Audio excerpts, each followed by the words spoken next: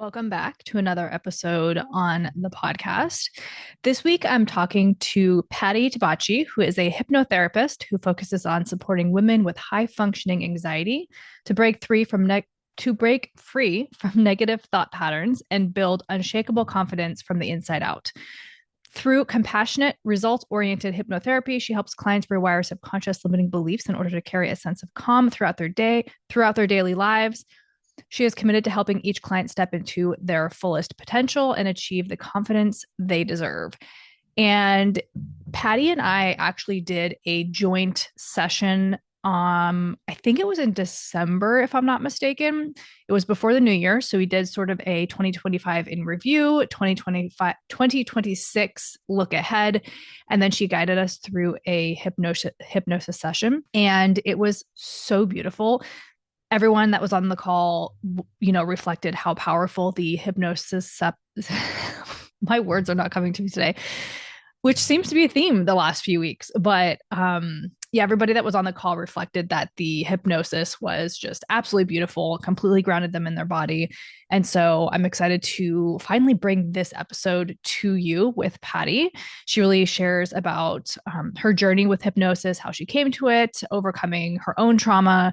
And it is just a really great conversation. And this month, as we are navigating a lot of really big transits, like so many, Uranus gestation direct, we have the new moon eclipse, the year of the fire horse, we're in eclipse season, Mercury stations retrograde, so much going on with Uranus.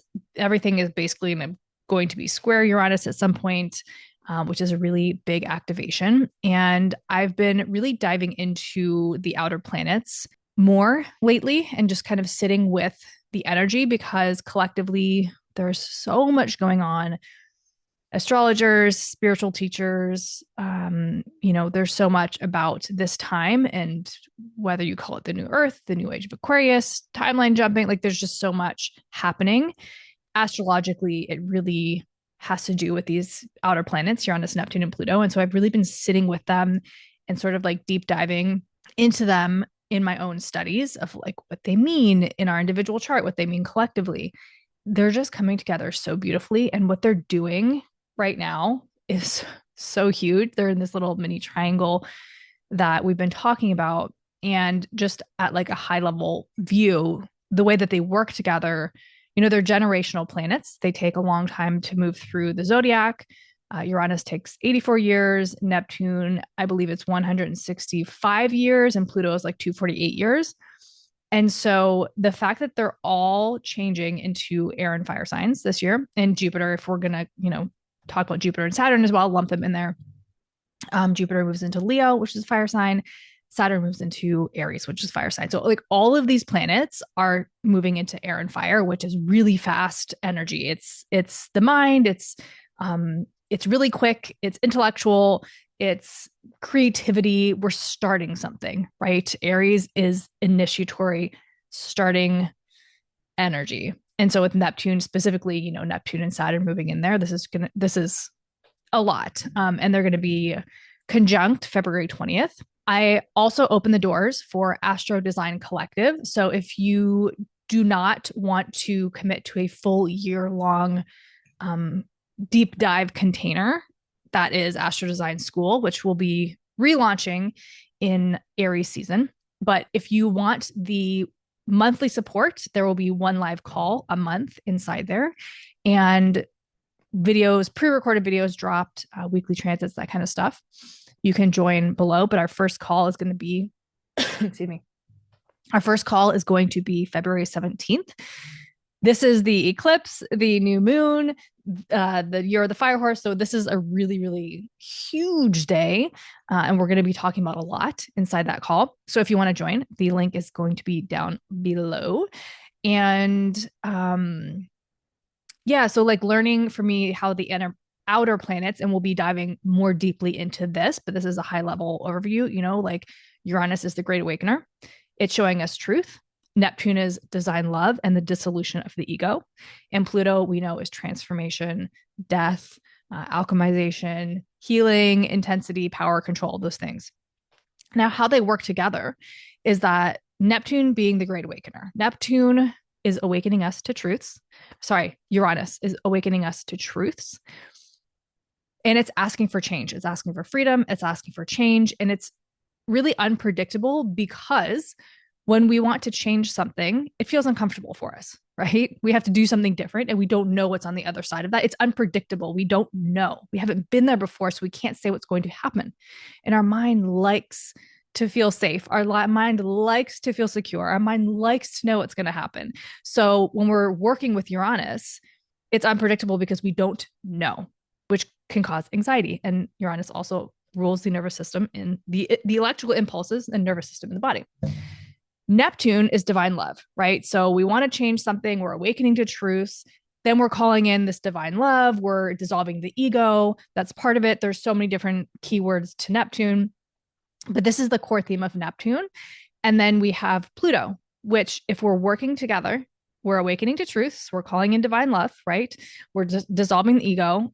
And if we don't do those things, if we don't dissolve the ego, specifically when we're working with Pluto, that's when Pluto becomes the power hungry, controlling, manipulative sort of energy. But if the ego is dissolved, and if it's not dissolved and all those other themes are there, Pluto is going to bring destruction to the ego, right? There's a death theme in Pluto. It's death, rebirth. Oh my gosh. It's birth, death. Oh my gosh. Birth. I'm lost. Death, rebirth, and alchemization. I don't know. There's 3 keywords to Pluto that I'm losing. But anyway, a side note. So Pluto will bring death to your ego if you have not already done that through Neptune, through Uranus, Neptune. But Pluto is also bringing the subconscious conscious, right? Carl Jung says, hopefully I don't butcher the quote, but something along the lines of like, basically if you don't bring the unconscious conscious, it will rule your life and you will call it fate, right? So we need to bring the unconscious forward so that we can move. And Pluto takes about 20 years to move through a sign.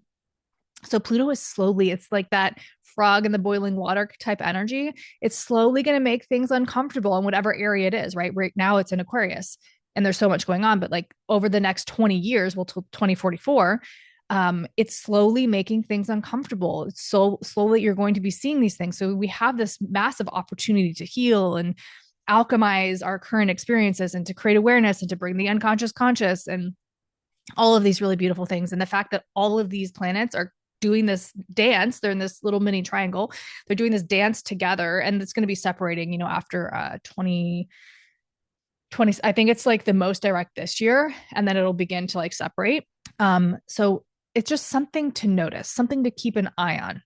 And the way that I use astrology is, obviously I do the podcast, I have the Substack, I have weekly transits, I have the newsletter, so I'm constantly aware of it. But instead of like living my life by the astrology, I like to notice, right? Because I can't remember who said it, but there was a quote. It's like, astrology is the map, not the territory. And what this means is astrology is a map. You have to have an accurate map to get where you're going, but it is not the territory. It is not the actual mountains. You're not going to see the potholes in the road. You're not going to see the warning signs. You're not going to see the stoplights, right? Like astrology is the map, but you are the territory. So it is a guiding force. It is a support. And also we have free will. There are always opportunities when we look at it from a holistic lens, which is like where my focus is. My teaching embodied human design, embodied astrology, because it's like coming into your body. And I'm also reading Be Here Now by Ram Dass. And I've had this book sitting in my room for years. And I don't know why I never really read it. And as is the way of the universe, there'll be something random that'll point you towards it. And so I was reading something else and they were talking about it. And I was like, I have that book. Let me pull it out.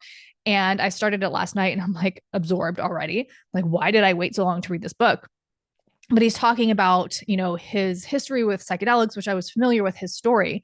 But he talks about his name before Ram Dass. His name was it Alfred? I actually can't remember, in the book's on my bed, so I can't grab it right now. But his name of birth, his original name. And he was talking about how that name to him as he was going through these psychedelic experiences with psilocybin, he was beginning to see how that name was tied to labels and conditioning. And he was a Harvard professor, but he was like, had all the things and the material. He had the cars, he had the airplane, he had the license, the pilot license, he had all of these things. And yet he still felt like he was missing something, like it wasn't him. And so he was talking about this one night where he did the psychedelic trip. And then he went home at like 5 o'clock in the morning and decided he was staying with his parents, and he decided to like shovel it was snowing. So he decided to shovel the sidewalk at like 5 o'clock in the morning. And he said his parents like yelled out their window, like, nobody shovels the snow at 5 a.m. And he said he did this little dance and he's like, I'm going to do it at 5 a.m. Cause like that was what he wanted to do. And he like kind of laughed about it. And he said he saw his parents turn around and kind of like smile. And he was like, that was the first time he felt liberated in his body, because he wasn't doing what was expected of him. He was doing what and it's a small example, right? But it's always in the small ways. I think that we think that we're have to transform our life in these big grand gestures, but it's like in those small ways where he, his societal label or conditioning or whatever was like, who shovels the snow at 5 o'clock in the morning?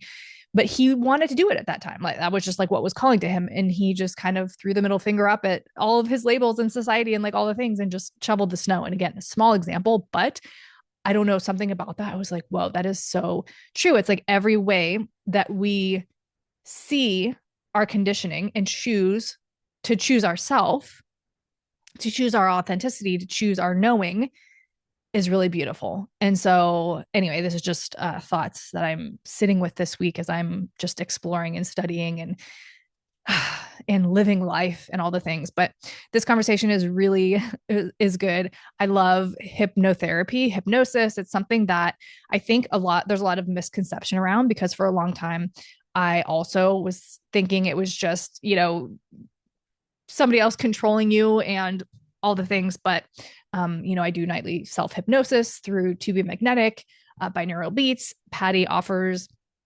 hypnosis sessions. And I really like what she says too, where she kind of teaches people how to do it for themselves. And that's a huge part of, why I teach astrology and why I teach human design, because I want to empower women to be able to read their charts themselves, to be able to, it's like that saying, teach a man to fish and he'll give a man a fish and he'll eat for a meal, or teach a man to fish and he'll eat forever. I'm totally butchered that saying, but you know what I'm saying. Like if I teach somebody how to do something for themselves, and also I'm fully aware not everybody wants to learn astrology, and that is cool.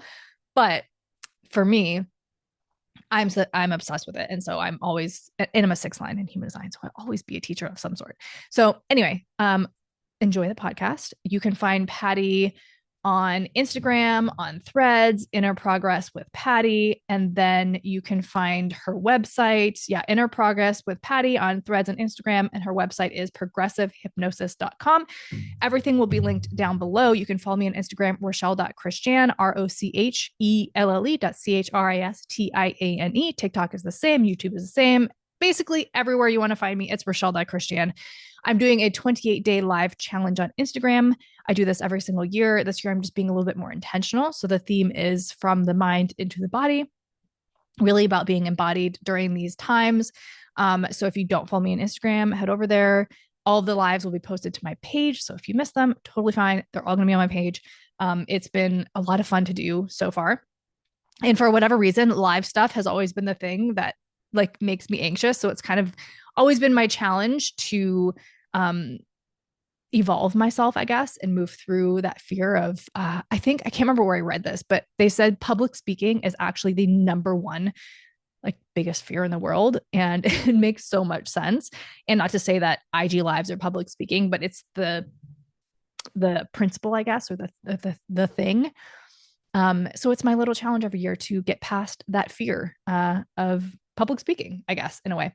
So anyway, enjoy the episode and I will talk to you soon. Welcome to the podcast. Today I have Patty Tabacch, who is a hypnotherapist who focuses on supporting women with high functioning anxiety break free from negative thought patterns and build unshakable confidence from the inside out. And this is, I think, so important for so many reasons, and kind of just what we were saying offline, like, especially right now, there's so much going on. And I think just, whether you believe in astrology or not, I know a lot of the listeners are very familiar with astrology. And so a lot of the astrology right now is creating a lot of internal anxiety. So having a tool like this, right, to kind of do the work and come inside and reprogram is so powerful. But I first want to hand the floor to you and just kind of, have you share who you are, what kind of how you came to this work, like if there's any pivotal moments along the way, and we'll go from there. Sure. So my day job currently is a fourth grade teacher. Mm. And so I have been experiencing like uh, I'm sure what lots of people have been feeling, like burnout, stress, like the way the education system is going these days. And I have been kind of searching for something else to do outside of teaching. And I was listening to a podcast, and a woman was on it, and she does hypnotherapy. And I was like, oh, that sounds interesting. And then she had um, classes for a discounted price during Women's History Month. I was like, oh, I'll try that. And I started taking the classes and just fell in love with it. It's hypnotherapy, like it kind of sounds a little bit like, woo woo, like, or I'm going to hypnotize you and make you, cluck like a chicken or something. Um, but the more that I do it, the more I learn about it. Um, you can do self-hypnosis. Like it's just, I find it so powerful and so effective. So I took her classes and became certified um, through that.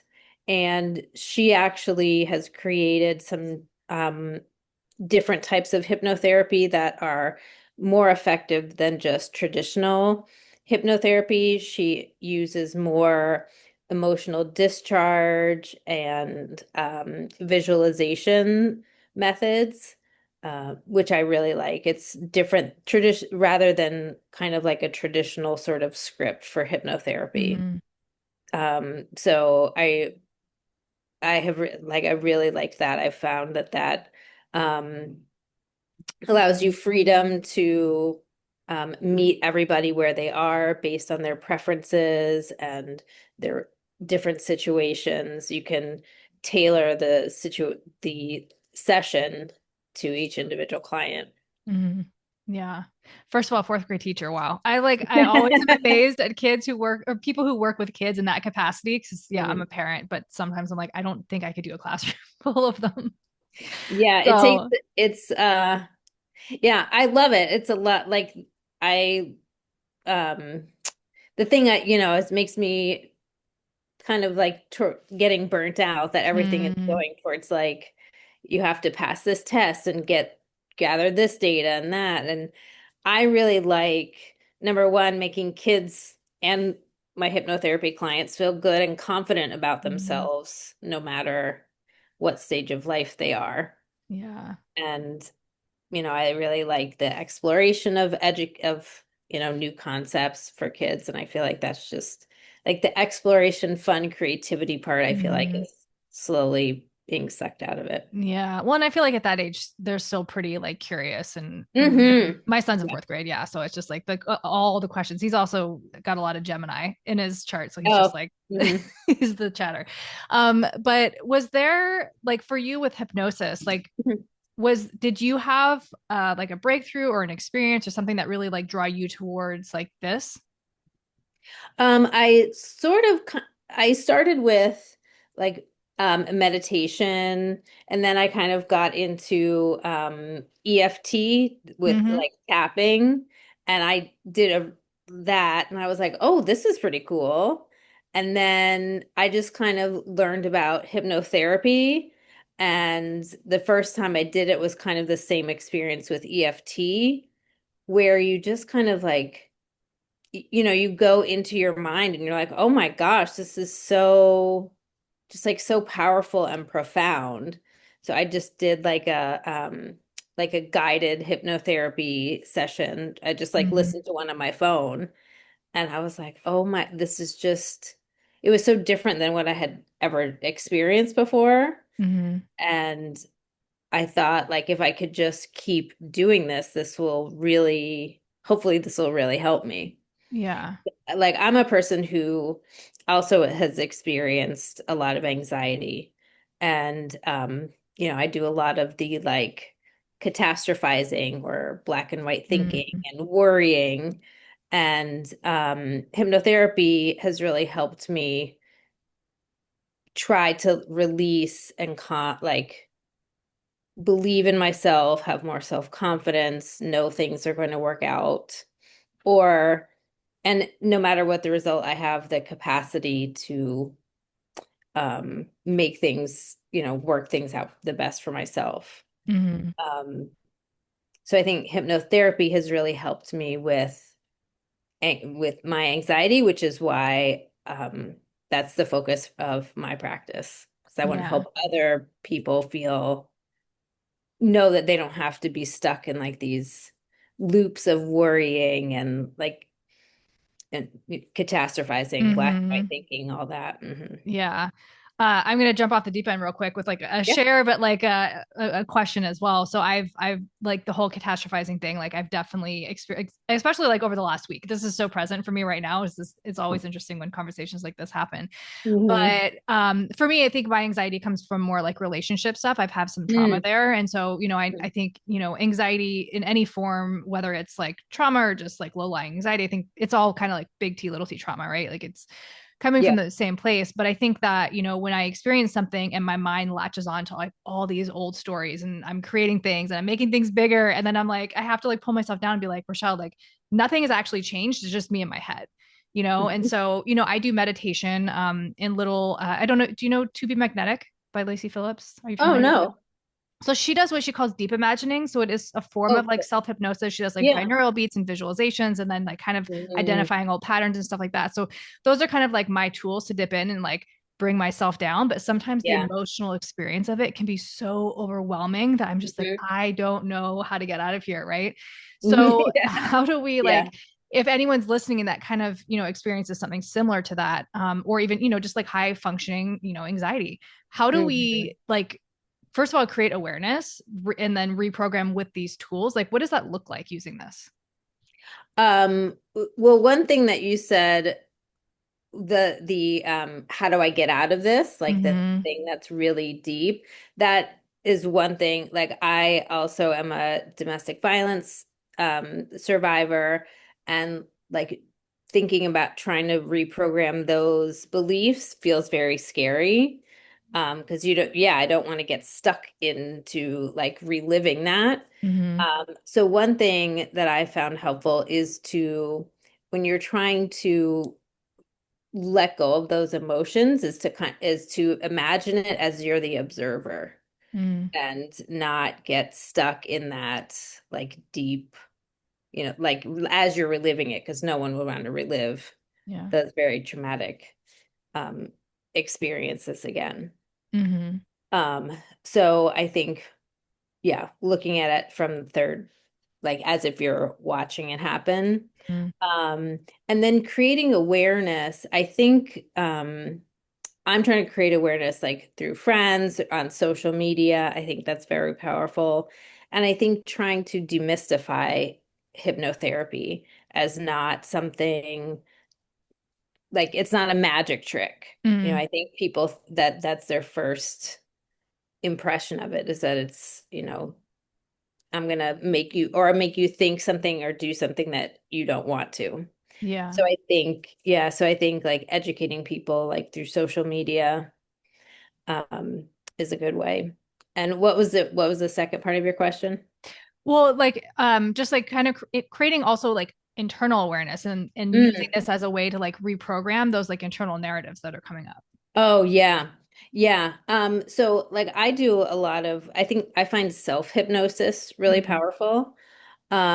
So I like to like write down like what are the internal narratives that I'm telling myself, and then focus just on one at a time, and it might take a few days to change that narrative to believe something else. Mm-hmm. But I think also like writing it down, having like like I like to have a plan for myself, like this is the belief I'm going to work on this week and really try Mm-hmm. to let go of the emotion of it, believe something else, and really just focus on like one thing at a time. And I think Mm-hmm. that I found that to be helpful. And it might take longer than a week, especially if it's something very like deeply rooted. Like if I find also it's very helpful to, in hypnosis, think back to like when was the first time I felt this anxiety? Because I might feel Mm-hmm. anxious about like my apartment building is being sold right now, but what, when is it the first time in my life I felt like insecure about housing or whatever, or out Mm-hmm. of control? And to Yeah. think back to that time and then try to give that younger version of yourself support and release the emotions of that, which can help you today Mm-hmm. feel more calm and rooted. Yeah. Yeah, I love that. I do a lot of journaling too, but I like the idea of just like Mhm. writing out those negative beliefs and working on one at a time because it can be overwhelming, right? When you're like have like Mhm. five or six or more of them and I'm like, "Oh my gosh, where do you even start?" Yeah. And then just like focusing on one to like reprogram. Do you do any sort of like affirmations or anything or like hmm aside from the hypnotherapy?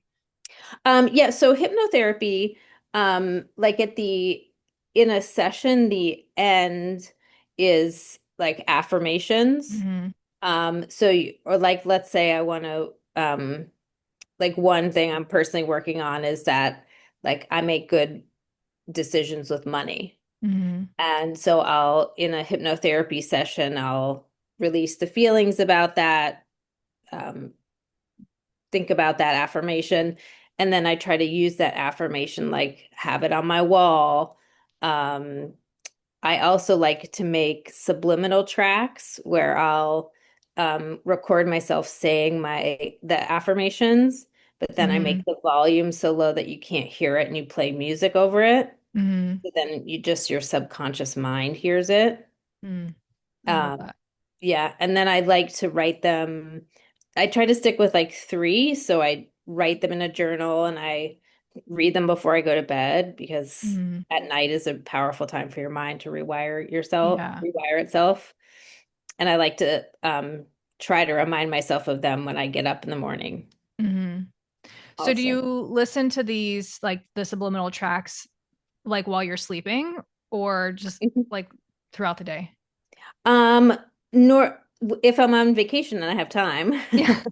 not in the classroom. Yeah. Yeah. Yeah. Um, but like, yeah, I listen sometimes during the day and then I'll put on some, yeah, at night and fall asleep to them. Hmm.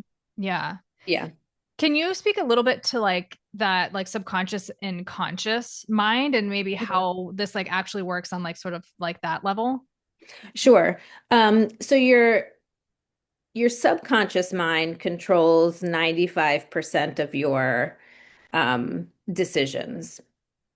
And it doesn't have like a filter on it. So it just accepts anything you tell it or society has told you.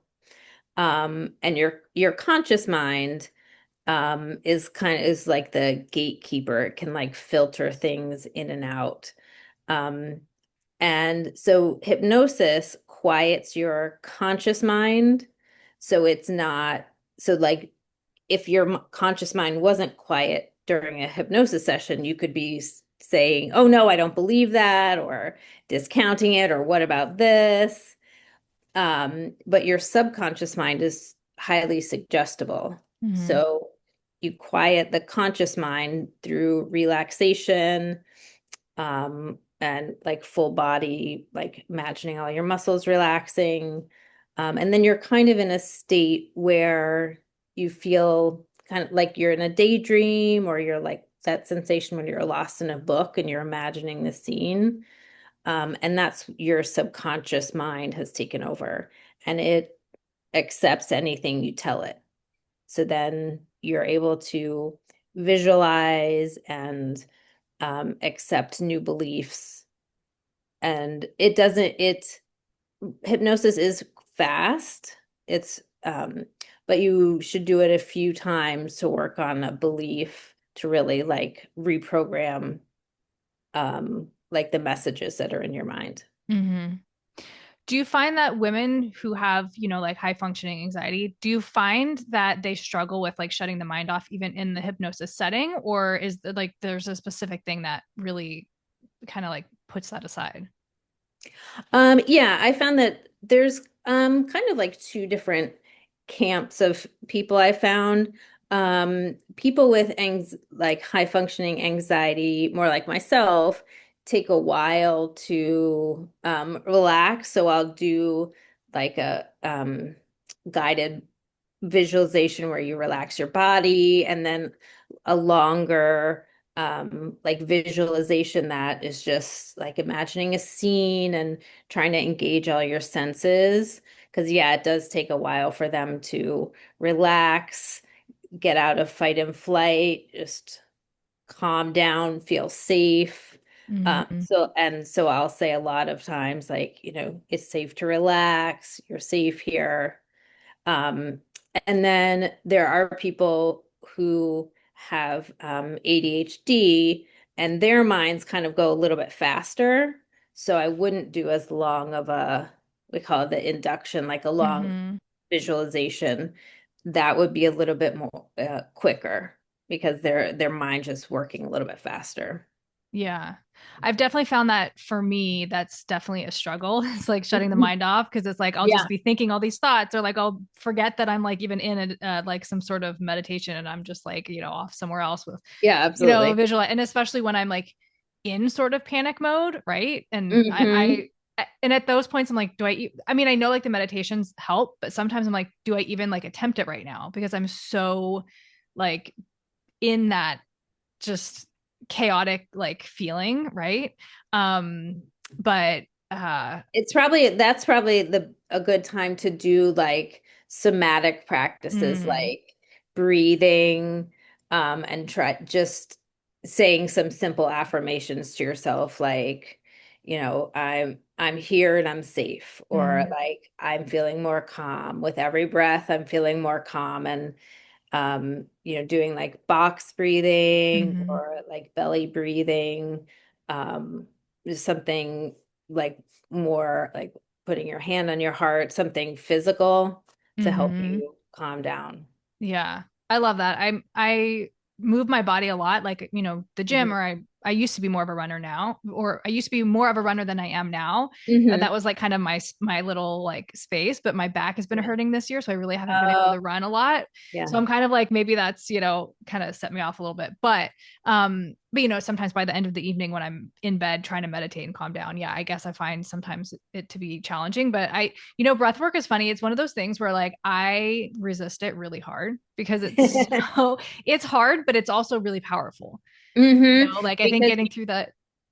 I was gonna say, because you can't think about anything else. Yeah, and I feel like the ego or the conscious mind or something is just like everything is a distraction, right? Or it's like if this is Hmm. really hard, like I don't know, I just like focus so much on like when it ends. It's like Yeah. so hard.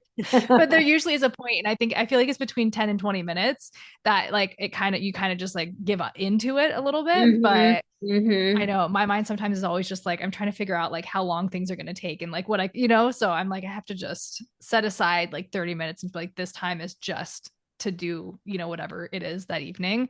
Um Yeah. but yeah, I I love like that. to, yeah, I like to set a timer also when I'm doing self-hypnosis. Mhm. I like to use, do you know the app Insight Timer? Mhm. Yeah. Yeah, so I'll find just some certain tracks that are just like music or binaural beats, and Okay. I'll just say to myself, okay, so it's gonna stop in 10 or 20 Mhm. minutes, when however long I have, and these are the things I'm going to think about, and then I'll do the hypnosis, because then I can also think like, oh no, I'm going to be doing this forever, and then I'm going to fall asleep, or Yeah. whatever. But if Mhm. I give myself like there's an external thing that's timing me, I Yeah. feel like that's a good like setup for keeping on track. Mhm. Yeah. Does it still work like if you do fall asleep because it is your subconscious? Is it still working in there? Yeah, well, if you have like if you have like a track, like affirmations going, or Mm-hmm. like um like subliminal track going, yeah, it still works if you're asleep. Mm-hmm. But not hypnosis. You need to be awake and But like not it engaged. like if you're doing a self-hypnosis Yeah. session, it if you're doing it yourself, no. But if somebody else Mm-hmm. was doing it and the client fell asleep, they would still hear you, even if they were Okay. asleep. Yeah. Okay, that makes sense because you're guiding it. Yeah, because you're guiding it. Yeah. Yeah.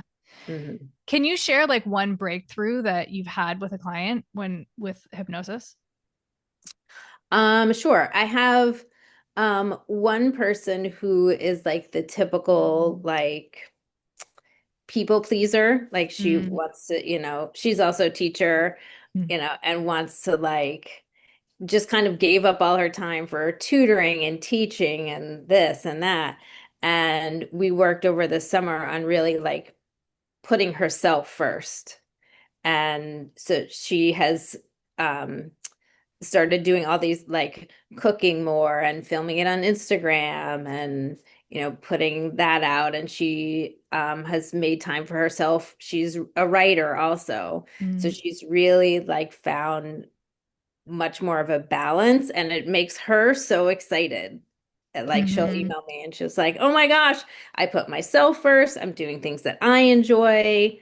And that's my goal, is to help people live a life that they enjoy Mm-hmm. and they feel good about, and choosing themselves first, not just putting everybody else, or just kind of like going through the motions, doing, what everybody else asks of them. Yeah. Yeah. I love that.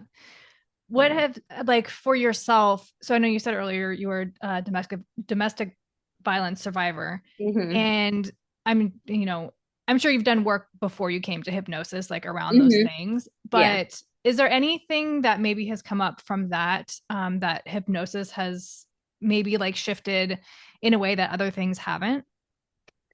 Um, yeah, because I think like I do regular like talk therapy Mm-hmm. also, because I think, Yeah. if you've experienced trauma like that, you should do both things. And that's kind of like rewiring like your conscious thoughts. Mm-hmm. And then hypnosis has helped me, like for a long time I didn't feel like safe in my body or walking down the street, but for no particular reason. My ex-husband was not around, but Mm-hmm. I just kind of always felt like, oh, I'm unsafe, or something would happen I didn't expect, and I would, feel unsafe.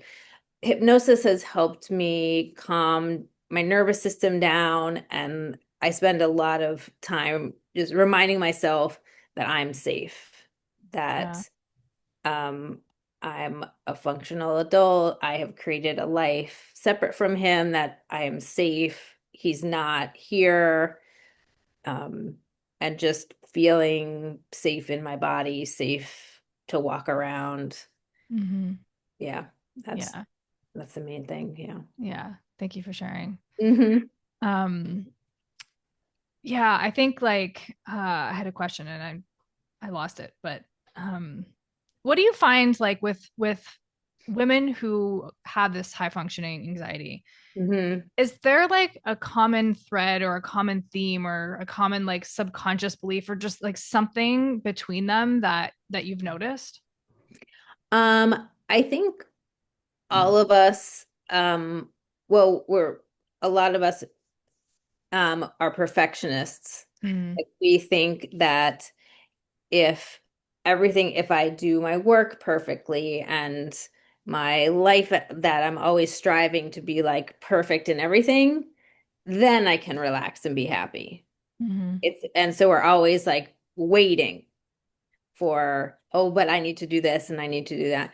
And and realizing that you're perfect just the way you are, and you don't have to look for something also outside of you, right? That you can relax and feel good and confident now, whether you got all your work done or not, or you did mm-hmm. anything perfectly at work or not, Yeah. which is also a constant.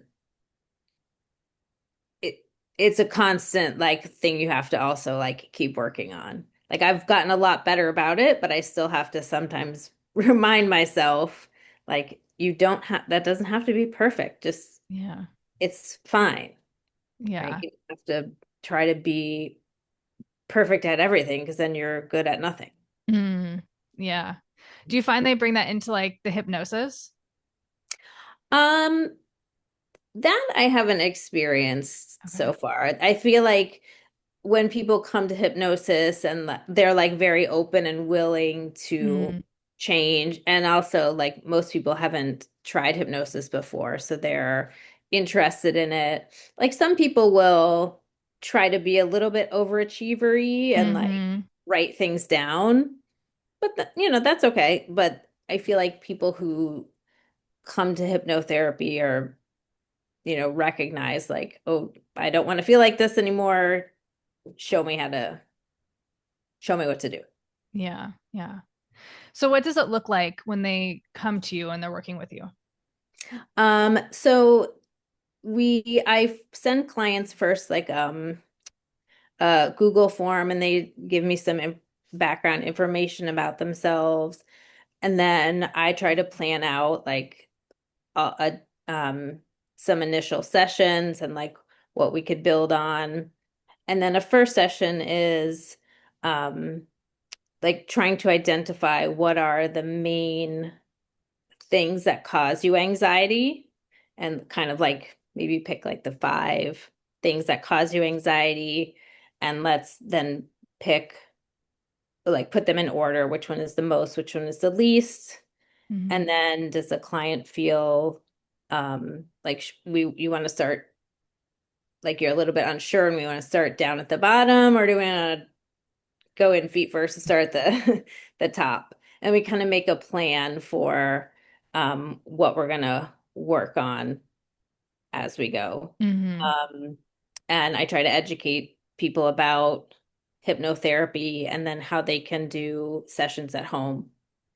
Um, and so we'll do sessions based on what we've decided on. Mm-hmm. And then each session, we'll continue to bring those beliefs from the last session so they build on each other. And maybe we need to repeat some beliefs and do a different type of session to release those beliefs. Um, so it doesn't have to be set. Uh, Mm-hmm. and then hopefully by the end, whether it's like 4 weeks, 6 weeks, you feel some relief. And I mean, usually in hypnotherapy, after the first session, maybe not the next day, but the day after, you'll feel a little bit different. And Mm-hmm. then after the second session, um, the one cool thing I have experienced in hypnotherapy is you're just, going about your day and all of a sudden you have a thought that feels like it's not your thought. You're like, wait, that is so productive and calm and non-anxiety producing. You're like, where did Mm-hmm. that come from? Mm-hmm. And you're like, oh, that's from the hypnotherapy work. And it just kind of Yeah. like pops out of nowhere. Mm-hmm. Yeah. Yeah, I was gonna ask how long it you typically found that it takes people to have like some sort of shift or like release. Yeah. So usually after the first session, you feel like physically more calm and very Mm-hmm. relaxed. And you might have a little bit of a shift, but then if you as a client put in the work also like doing affirmations or I send my clients the subliminal tracks. I'll send them that. Um, they listen to those. Um, After the second session, there's usually some progress. And then really after like the third or fourth session, you'll feel much decrease in the anxiety. Mm-hmm. And is it targeted towards like I know it's targeted towards subconscious beliefs, but like Mhm. is it targeted towards like inner child work or is it just like a broad like we're targeting this specific subconscious? Does that make sense? Yeah, that kind of yeah, makes sense. yeah, Okay. definitely. So it can be, so anxiety can come from two places. It can be like you just are in a situation and you all of a sudden feel anxious and you don't know why. Mhm. So it could be like based on triggers, or it could be you're in a situation, you start having these thoughts, and those thoughts make you anxious. Mhm. So first, like I would have a client like list out the things that make her the most anxious, and then we try to dive into, are those situations where it's just kind of like on autopilot, oh no, I'm just being flooded. And those are usually previous events, often like inner child things, Mhm. um, that are just deep in your subconscious and then just present in your adult life, and you don't even know why. Now you're sweating and your heart is racing when you're like in a staff meeting, Yeah. you know? Mhm. Or it could be because you are a worrier and now you're, at, I don't know, at the doctor, and now you're just constantly worried about something, and then you just ramp yourself up. And that could Mhm. be just rewiring your beliefs about yourself, or Yeah. about like beliefs about the world, that um you're safe, things work out, you can handle anything. Mhm. Yeah. Do you believe, or kind of twofold, if you believe in like past life stuff, like do you think Hmm. we can carry like these like subconscious, like sometimes like subconscious beliefs that we can't even like grasp, right? Whether it's generational trauma or past life things, or yeah, I guess like even some I'm and sometimes things are so traumatic that we block it out, right? But like Oh, for sure. how Yeah. do we access these beliefs that we can't even like access, I guess? Like I mean, I know it's the subconscious, so consciously isn't the word I'm looking for, but Hmm. Hmm. Yeah. I I don't really know about past lives. mm-hmm, I'm sure that's a thing. I just don't, I've not been super successful in doing, I haven't done that with someone who is mm-hmm, experienced, so I yeah. don't really know about that. I mean, it's interesting to me. I actually signed up for a class like in 2 weeks that I'm going to go to do that. Oh, I love that. Yeah, yeah, I'm Yeah, excited. that's fun. Yeah. But then these subconscious beliefs that you're not even aware of, that can be addressed through hypnotherapy. It does take a while for your brain to feel relaxed, feel open, and just have gone through the process of hypnotherapy. Mm-hmm, Um, and then you can, like with someone who's more experienced, or self-hypnosis, um, you can access those beliefs. And it's interesting because you could just be visualizing something, and then all of a sudden it comes to you, and it mm-hmm. it could take time. um but yeah, it just takes time, patience, and kind of like asking your brain to like, it's safe to show me this past trauma, and it's okay Mm-hmm. if you don't show me now, but maybe, can you show me, and you feeling safe enough for it to come out. Mhm. Yeah, yeah. I did EMDR therapy for years, Oh, and cool. Yeah. yeah, I mean I loved it. But also, my therapist at the time, with that therapy, she was like, if you have like complex trauma, it's targeted towards specific events, right? So like the thing Mhm. that we were talking about, like that lesson, but there was so many layers beneath it. And Yeah. so, I found a lot more support, I guess, in modalities like hypnosis or meditation or just like Mhm. nervous system regulation, things like that.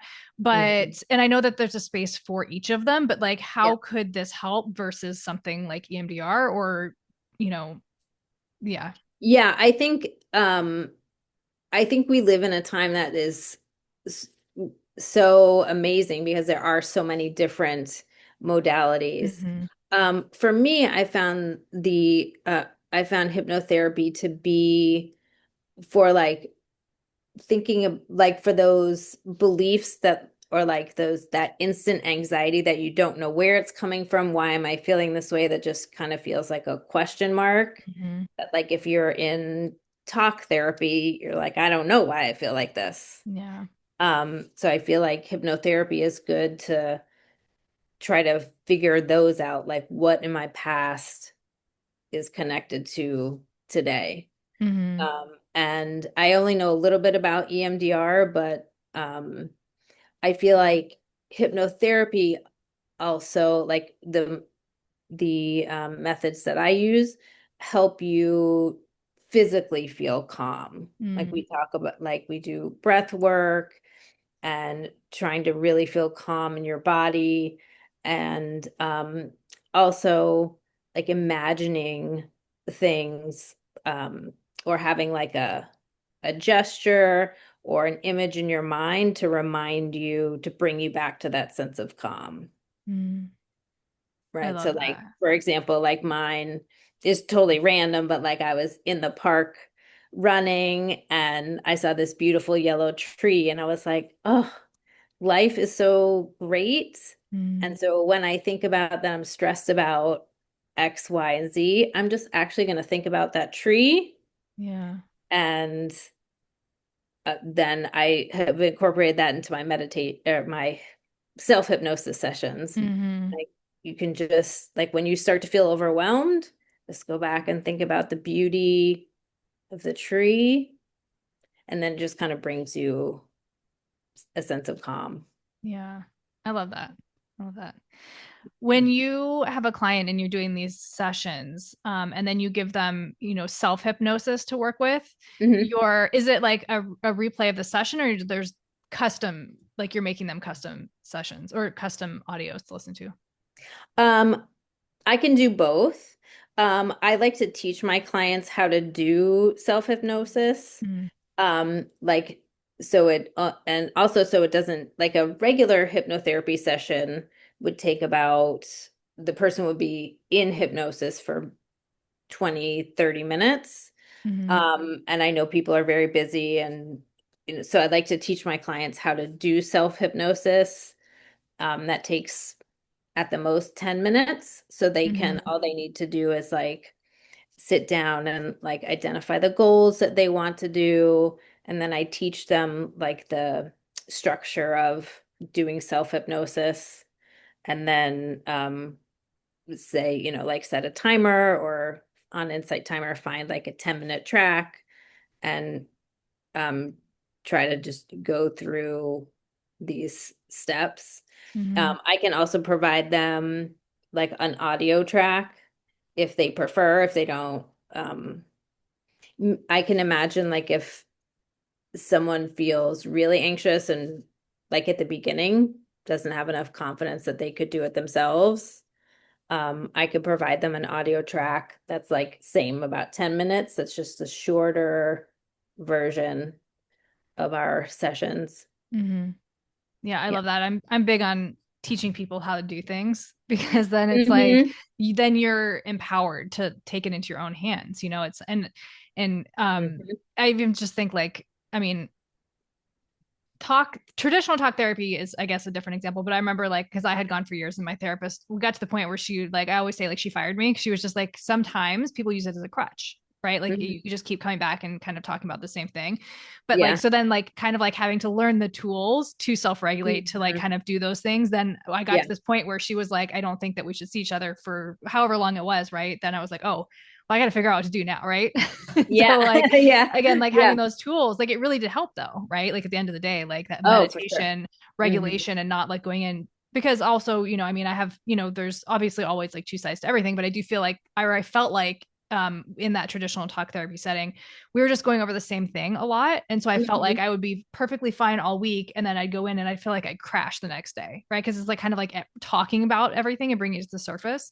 Yeah. Um, but I all that just say that like I like that you teach them, right, like, and empower Hmm. them to like do it themselves, that when they need it they can kind of like dip into that. Yeah. And I think also it then, if you do like short 10-minute self-hypnosis sessions, it makes your brain more like the neuroplasticity, like more open to our next longer, deeper session together. So it makes Mm, our sessions more effective. yeah, that makes a lot of sense. Yeah. um My son started, I don't know if you heard him. No, I It didn't. distracted me for a minute. Yeah. Um, but yeah, I mean, if you could, like, I guess for anyone listening to this, and Mhm. if you could share like one invitation or one tip or something for them to like tangibly like take with them after this, what would it be? Mhm. Um, I think it would be just to try. I think the things that benefit me, like if I was someone who didn't know hypnosis, um, just setting aside 5 or 10 minutes for yourself, either in the morning or at night, either one.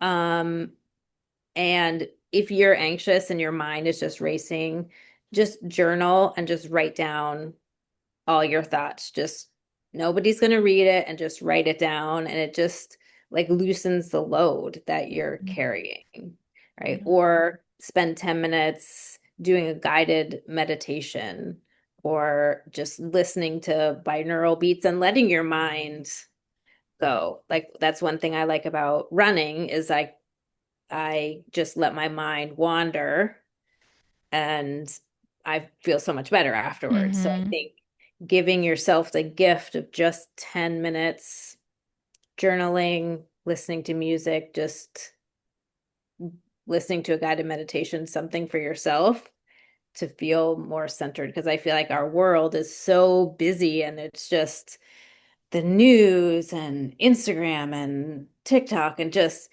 Yeah. everything just coming at you. And now the Mm-hmm. holidays, right? Yeah. And just finding some time to just recenter and just kind of unload everything from the day or n things you worry about upcoming in the day. Mm-hmm. Just find a container to put them in. Yeah. I love how you worded that, giving yourself the gift of 10 minutes, right? Because I think sometimes we're like, oh my gosh, I have to find time to do this. But like, no, it's a privilege. Like it is a gift to give yourself Hmm. that time with yourself. And I notice like when I get really overwhelmed or I'm like on social media or like whatever it is, when I get like Hmm. information overload, I just get like so overstimulated. That's when I'm like, okay, I have to like take it down. Let's just like close everything down for even just like Hmm. 3 minutes, right? Just to like clear out a little bit because it is, and even now with all the AI stuff, and it's like Uh-huh. having to just like discern everything. It's like an extra level of like, anxiety now where it's like, is this real? Is it real? Like, I don't know, you know? So yeah, I just, Hmm. and yeah, holidays in themselves are just Yeah. definitely, definitely Yeah. It's just overwhelming. so, yeah, it's a lot just to, Mm, hmm yeah. So yeah. just, yeah, I think just realizing that you are important, right? And Hmm. you're important enough to spend 10 minutes to nurture yourself, and then the rest of your day is going to feel better. Yeah. Yeah. I love that. Yeah. Well, how can people work with you? What are you working on, or do you have anything upcoming that you want to share? They can contact me through my website or which is progresshypnosis.com. Right now I'm doing individual sessions. Um, I'm working on putting up some audio tracks that people can purchase and Mm, listen to, especially knowing that the holidays are coming. So I'm working on some tracks about managing anxiety over the holidays, which yeah. I know can be anxiety provoking for some people. Hmm. I'm on Instagram and Threads at Inner Progress with Patty. Um, People can check out my stuff there. So basically just client packages and some upcoming audio tracks. Yeah. Well, thank you so much. I've learned so much in this, and like your journaling tips of just like writing things out. I'm definitely and like working through it one at a time because I definitely overwhelm myself where I write it down, Hmm. but then I'm like I'm trying to like move through all of it, and it's like no, just this is like my lesson in life is patience. Like it doesn't Yes, all have to be yes. done right now, and I'm sure Hmm. that's like a theme of it. But yeah, one thing at a time, slowness. Yes, I It's mean, I've okay. had to learn that the hard way. Yeah, I'll Yeah. just write down like I'll make this big long list, and then you don't feel like you're getting anywhere. Yeah, exactly. Then you're like, yeah, the spiral. Yes, and then you feel worse, and then Yeah. yeah, and then it's just this terrible Hmm. spiral, and then you feel bad about yourself, and then you make another list, and then you're like, oh, but I can't do anything because like look at all the things on that list, and oh, I'm so Yeah. terrible, and then it just keeps going. Yeah, definitely does. Yeah. But So yeah, just this will definitely help. And once you get the audios up on your website, I think that'll be such an amazing tool to just be able to download and just to have in your toolbox, to like listen to when you're in those Mhm. moments of like overwhelm and stress. Yeah, and I try to make some of them a little bit like apply to different situations so that you Mm-hmm. can listen to them. They're not super specific, like a session with a Mm-hmm. client would be specific to something that you're working on. I try to make the audios um, a little bit more general so that you can use them again and again for different Mm-hmm. situations. Yeah. Yeah. Well, thank you so much. You're So nice to welcome. speak with you and it's so nice to meet you. You too. Thank you so much. Thank you. All right.